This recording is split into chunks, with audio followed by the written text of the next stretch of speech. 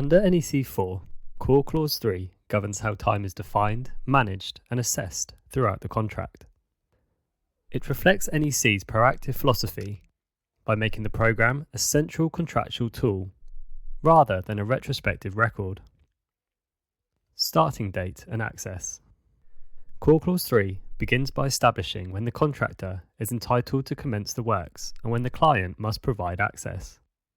The starting date is stated in the contract data. The client provides access to the site on the access dates shown.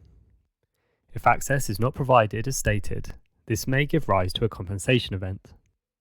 This mechanism encourages realistic mobilisation planning and early identification of access risks. Completion and the completion date. Clause 3 defines what completion means and how it is assessed. Completion is when the contractor has done all the work needed to allow the client to use the works. It is assessed and certified by the project manager.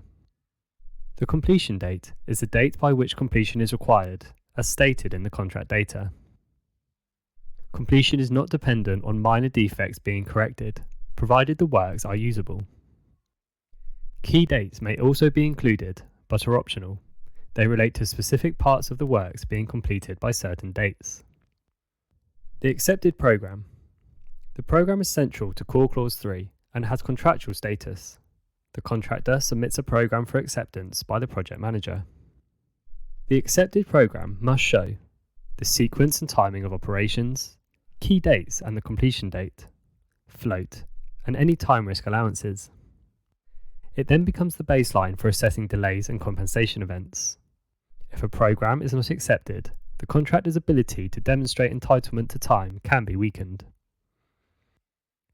Float and time risk allowances. Clause 3 introduces a project-focused approach to float. Float is owned by the project, not by either party. The first party to use float is entitled to do so. Time risk allowances represent uncertainty in planning rather than delay entitlement. This approach reduces disputes over ownership of contingency time. Planned completion and early completion. Planned completion is shown on the accepted programme. It may be earlier than the completion date. If the contractor completes earlier, it benefits from early use of resources or reduced preliminaries. The completion date is not automatically reduced by early completion. Delay and change. If completion is forecast to be delayed, a compensation event may change the completion date. Non-compensation event delays remain the contractor's risk. All assessments are forward-looking and based on the accepted programme. Metroun, a commercial hub for your business.